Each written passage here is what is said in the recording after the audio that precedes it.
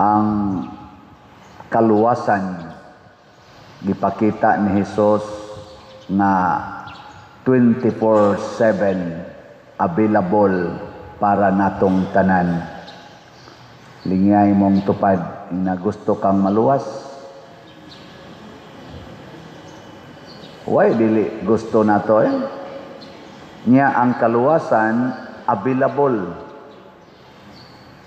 dili non-billable. Si Saldico ngaming butyag bahin sa ilang anomalya sa budget na karon mi resulta nga ang head sa DBM nga kadto si nga nato Pangandaman o si Executive Secretary ni Bongbong Marcos si Bersamin o ang iyang Undersecretary nga Bersamin sa nang resign for delikadesa. Grabe ka itong pagsulti ni Saldico kay sila manggong kuyuga. Mao na ginaingon nga kung ang musulti gani ang imo na ganing kuyog duol kay tinuod. Dunay gibug-aton ba kung ang musulti imong kuyog. Mao bitan nga pangitaon dahil na og nay madakpan usa kawatan kinsay imong mga kuyog. Aron makuha tong tanan pasultihon og magka-jay bilang storya kay sila may kuyog tinuod. Mao na kining pag-angkon sa kamatuoran mao ang gikinahanglan first step para sa kaluwasan. Ang pagpamakap, ang pagtabon sa kamatuoran mao'y makapaimpierno nato. Ang nahitabo karon nga rally sa ikaduhang higayon mo congratulate na sagkos taga Iglesia ni Cristo. Sila man gyud mao'y main nga nagpa-schedule ni announce og ni organize ni ining peaceful rally for transparency, accountability and justice. Og ila ginang gipamatud-an karon og mi uban sad ang matud pas balita ang kadtong KOGC, GIL o uban pang sektor sa katilingban nagibana-bana matud pa sa social media mga 6 million ang nagrally ron sa tibuok Pilipinas. Pero kung ang kuan ang mga DILG secretary ba na maoy pa kuanon pa estimaton na ara konos mga 500 to 600,000. So gikuhaag usa ka zero. Ambot og kinsay sakto pero makita man nato sa kuan nga baga gyud kayong tao. Nya magkapundok na ganing mga tao magrally do na ginay impact dinhi sa ato og sa gawas sa nasod. Nya ato man sa nang katungod muna congratulations mga Iglesia ni Cristo nga mga leaders sa pagpasiugda sa pag-exercise nining atong freedom isip mga Pilipinos sa paggawas sa atong gibati, gihuna-huna, batok sa nagdumala sa atong gobyerno, sa atong mga sinuhulan. Kaya kani manggod sa atong gobyerno, gahom manggod na siya. Kita'y nagsuhol nila pagkupot sa atong gahom. Lisod kay na kana bang ang imong gisuhulan pagkupot sa imong gahom unayon ka, no?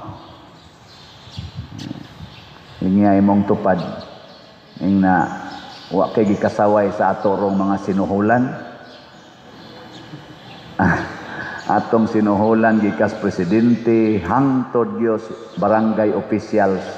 Mga sinuhulan man nato pagkupot sa gahom nga nasudnon tuwa sa executive, gahom sa paghimog balaod naa sa legislative, gahom sa pag-implementar sa balaod na asad sa or pa-analyze sa balaod na asa atong judiciary.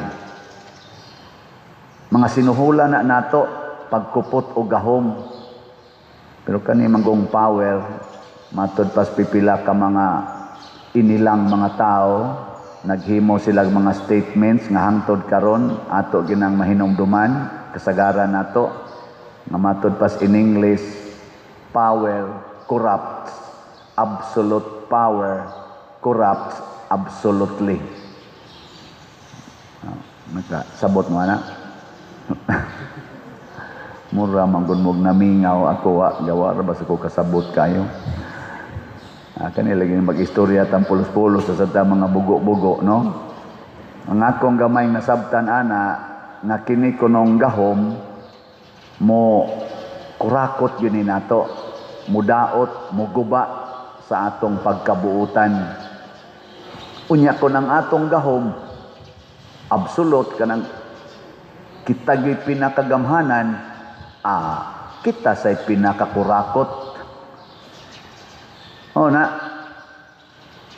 kaning nangurakot karon gikan sa presidente hangtod na ris kinaubsan, dili lang karon na administrasyon, sukad pas una nga atong naabutan, mga siguro, mga pila na kadekada since 1970, hangtod karon, lain-lain lag naong ang korupsyon, nagsugod na ni sila ka-corrupted sa gagmayng mga gahom. Gahom dias pamilya, gahom dias eskwelahan, gahom dias opisina, ginagmayng mga kurakot. Sama ni Sakeo, ginagmay-gagmay patong iyang kurakot. Hangtod nga si Sakeo nahimog yung officer sa mga tax collectors. Ug ni hakot sa siyag dako-dako nga korupsyon. Mo nang nadato gyud si Sakeo. Gilingay mong tupad ing naasa kay pagkasakyo. Si Sakeo gamayng tao pero dako siya gahom.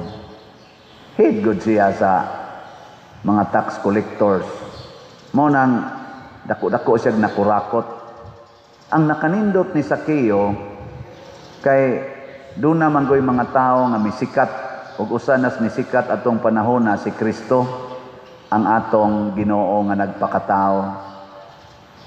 Pagkasikat na niya, na-attracted si Sakeo.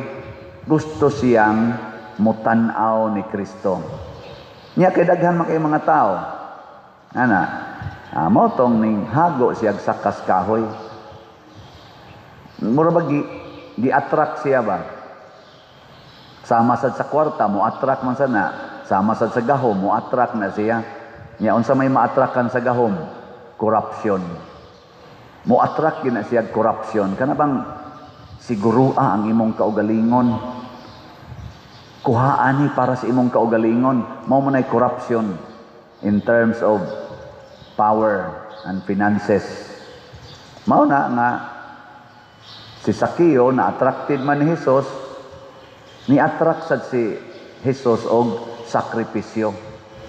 Ni sakripisyo sa kaskahoy si Sakeo. Kay si Jesus manggod kung ma-attract kaniya, malipay kag mo sakripisyo.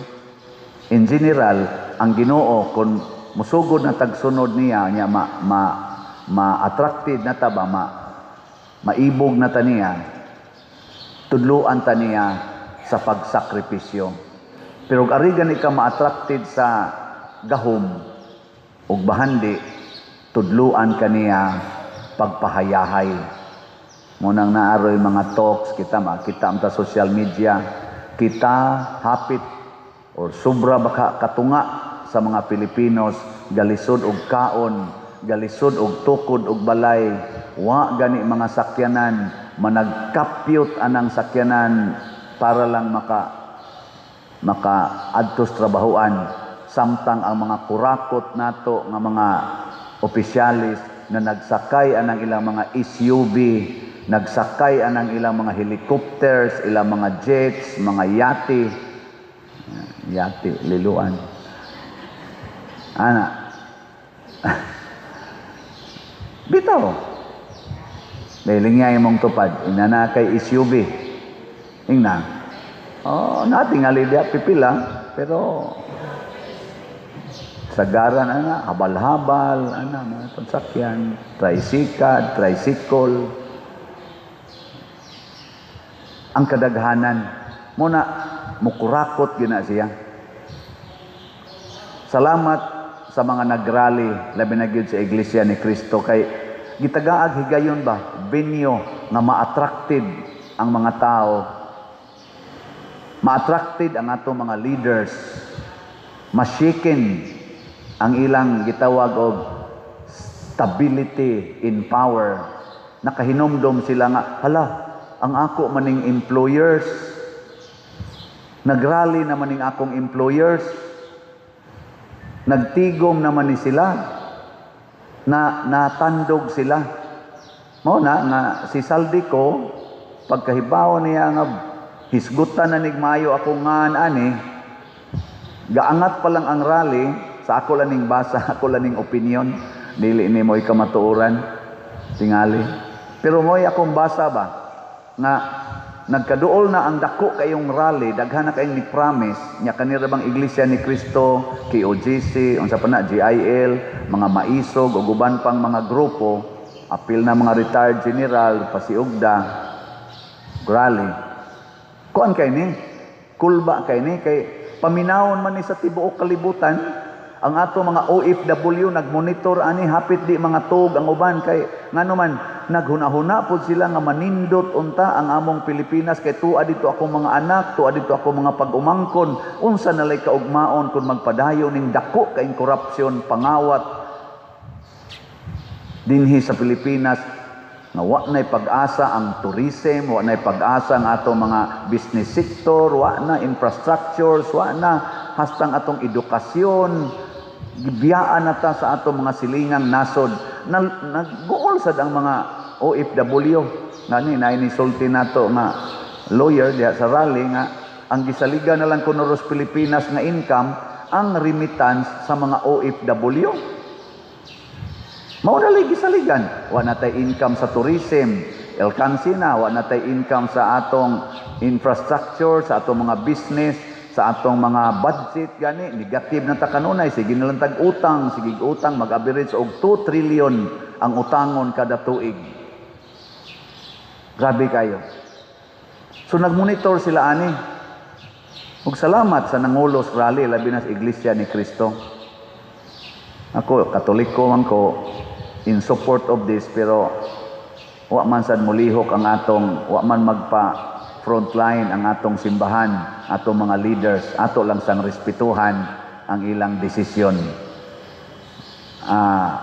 Ako isip Filipino, di na kumutan-aw aning relihiyon, ang ako ba unsay epekto.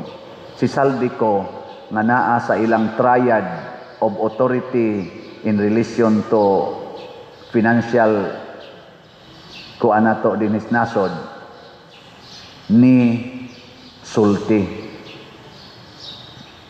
few days or 2 days before sa rally. Ang tawag doon ni Piait. Ug iyang gisulti nga ang kadtong mga witnesses nga nagsulti nga si Romualdez, Speaker Romualdez og si Bongbong Marcos maogi nagdesisyon sa pag-insert ani mga anomalya sa atong budget ug migasto niini. Maisugon siyang nisulti ana sa iyang video nga karon gisaw-an na sad na sa daghang mga komentaryo. Pero basta iyang gisulti. Ngano man kay kahibaw man siya nga inigrally ug di siya mosulti, patay gid siya. Siya gyud sumsuman kay siya na may giduot sa ni Marcos og ni Bongbong Marcos og ni Romualdez. Wa man sila'y apil. Si Saldico na may author tanan, nisulti siya. Ingon siya ngigagod. Wa man gyud ko matud pa niya kuno, wa man gani ko'y nadawat, naa man gani tanan ninyo 56 billion ba to iyang gisgutan. So nagkuanay na sila. Naukay ba? Naukay. Kay kaning mga kurakot Basta ibutyag na nimong ilang apan, mga ratol na sila. Maratol. O ang pinakadako nga pasabog nga kagabi akong gitanaw, gabi sa ni Sulti, mao ang iyang igsuon ni Bongbong Marcos nga si Senador Aimee Marcos. In public, tanawan niyo sa social media, giangko niya nga ang akong igsuon adik sa drugas. Gagmay pa mi naa na siya batasan sa pagkabadlungon. Nana na siya batasan sa pagkabisyoso. Nigamit na nagdrugas, ilad-ilaron lang mi, ilad-ilaron lang among papa. Nya sa ilang paningkamot nga maulian siya, giparihab, gipatambalan, paningkamot nga maulian kay may man sa kay ekonomuda og paluoy-luoy. Hangtod gyud nga ilang gitabangan kay naaman sila sa politika nga makalingkod og mga posisyon. Ug wa gidamha, giswerte gyud nakalingkod gyud pagka presidente. Mao nang nagmahay kuno siya si Aimee. Siya pagigasulti nga, hala, pangasawa, minyoi na imong uyab. Si Lisa kay para ka, yang unahon ako no matigayon. Sus, nagjoy naman hinuong duha. Sa pagkalulong sa drugas. Yan ang gisulti. Og naapil ng ilang mga anak, hasta pang iyang mga anak. May nangutanan ako, Padre, kaya akong gipasahan sa link ba. Kaya mura kong nangurog, mura kong namugnaw. Kapait og tinuod ni ang nangulo namo usa ka adik. Gisulti na ni President Duterte nga adik na. Ang resulta, giprisos President Duterte. Gani, gisulti sa ni Aimee Marcos. Paglingkod pa lang ni President Duterte 2016, na-apil dayon sa listahan sa mga adik si Bongbong Marcos. Og hapit na lang kuno siya muluhod sa atubangan ni President Duterte nga ayaw lang usa in taon aksyon ni ang akong igsuon. Og nisugot lang sa kuno President Duterte. Kay suod man sila. Hapit kuno siya muluhod. Kulbaan kay siya. Og sakto gitong iyong President Duterte, pagtan-aw na kuslista, apil na siya. Munang nainangutanan nako, Padre, tinuod ka ning gisulti ni Aimee o pamulitika lang ni? Nako, ambot lang. Pero kung akong basahon sa akong ubos nga opinion, kanang pamulitika, mangita ginagpaagi nga musulti siya, nga dili siya mauwawan. Kanang pamulitika ba, nga muhumot siya. Pero ang giangko ni Aimee, Senador Aimee Marcos, dakong kauwawa nila. Dako, kanang iyang revelasyon, kay igsuon magid siya ni Bongbong Marcos, nagtubo man gid siya nya siya pagani ekonomoy ni pagkamatay siyang papa mura na siya papa og igsuon ni Bongbong Marcos. Ang iyang giangkon karon dako kay kauwawa nila. Gani ni hangyo siya bungit, mamiya nata, mamauli nata, magpagamot ka, unahin mo yung kalusugan mo. Hindi nakita ang aking kapatid. Nga 3 years na guys lang wa siya tagda. Pagdaog pa lang ni Bongbong Marcos, wa na siya tagda. Kay before paganis election kuno ni suyop na sa Bongbong Marcos. Iyan na nang giangkon. Mga igsoon, yampo nato.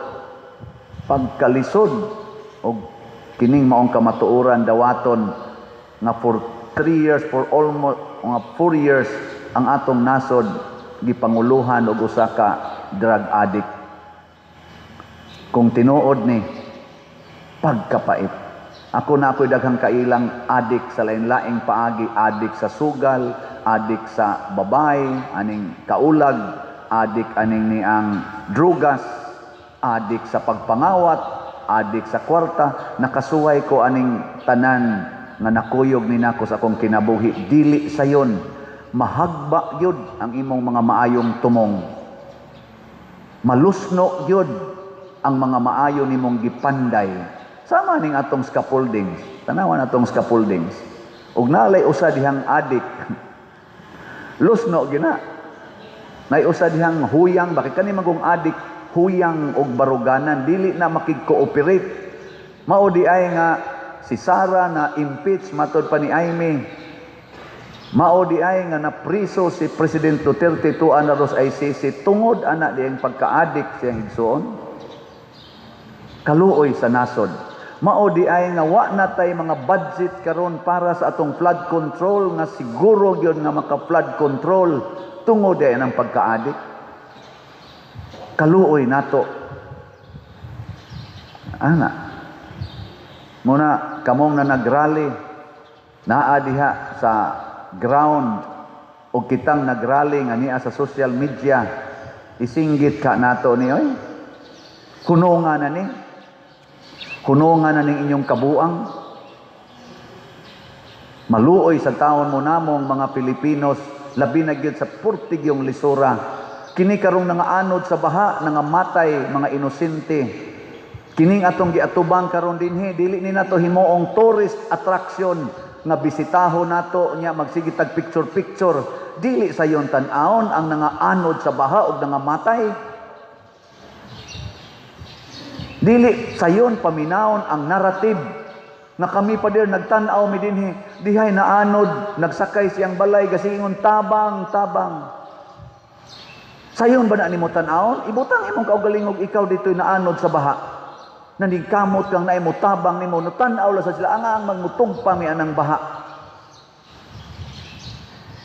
Pila ka bukron wa pa makit-e nga taga dinhi gis atong parokya.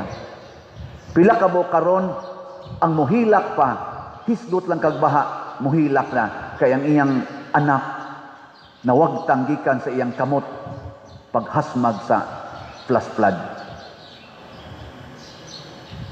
Nya padayonon taning maong administrasyon.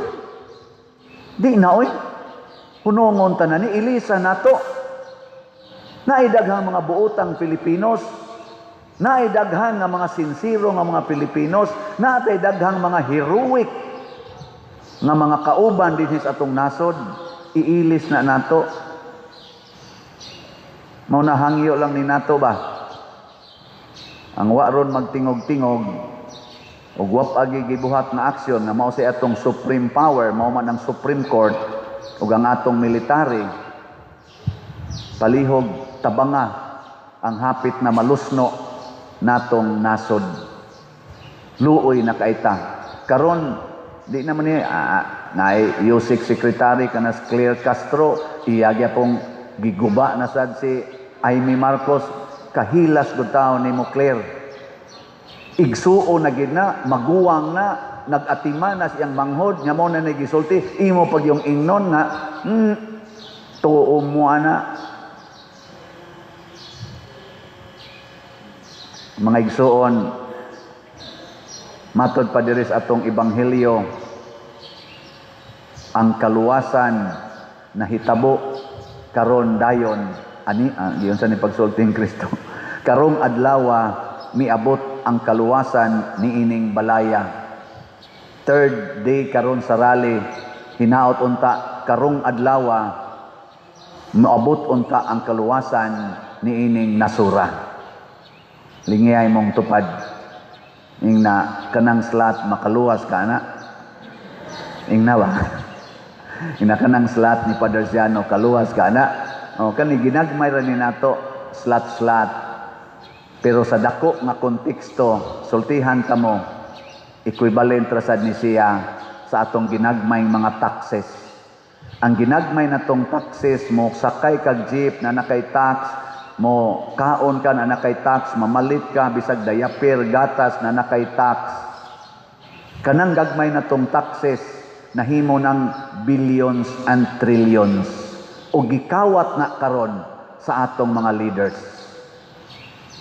Kaning slot makaluwas kay nga naman sa inyong ginagmay nga gihatag na slots para ning akong mga proyekto isip inyong pare, nakita ninyo nga nag-anam sad og kanindot ang atong simbahanan ug ang atong simbahan sa atong gamay nga pamaagi. Mao na akong isiguro ninyo, di nako usikan ang inyong gitax, spiritual taxes ngadto sa Ginoo nga mao ang SLAT. Unsa gitoy meaning sa SLAT? Sacrifice, love, offering, treasure in heaven. Mao sa na nga atong taxes, mao na atong sakripisyo nga gihatag para sa nasod. Mao sa na ang atong gugma nga gihatag para sa nasod. Mao sa na itong halad para sa nasod ug mao sa na atong bahandi para sa nasod. Kanilang ato spiritual lang ning atong SLAT. Mga magtinabangay ta. Nagtuo mo og dili ni siya katilingbanon ang atong SLAT. Katilingbanon kini. Di na ta mosugot nga naapay mga matay na ang Japan ay naaron gi-feature tungod atong ilang experience sa tsunami. No sa ato nag-tsunami ang Japan. Dugay-dugay naman to. Ilang gi himuan dayon og aksyon. Almost 400 miles ang ilang gihimo rong tsunami wall na porting taasa. Nya wa na nila papuy ang duol-duol pila na ka ektarya nga pulos gyud kakahuyan forest aron ighasmag kuno sa tubig ug maigo man ang tsunami wall malapasan, at least ma-mitigate ang tubig pagyod sa mga kahoy, dagkong kahoy. Kita diri gipamutol man kahoy, yawa man tay wall, aperting hasmaga. Mayon ta makasugod na ta karon, ilisa nato ang ato mga leaders na way pagmahal, mga leaders nga na-corrupted by their powers, aron dili sila mukurap absolutely. Ilisa nato mga Diyos nun. Ingkaon sa na pagpili pader, atong ipiyal sa Ginoo og kita, og ang atong mga naas gahom. Musalig ta nga doon na pagid ni paglaom, doon na pagid ni kaluwasan. Nindog ta.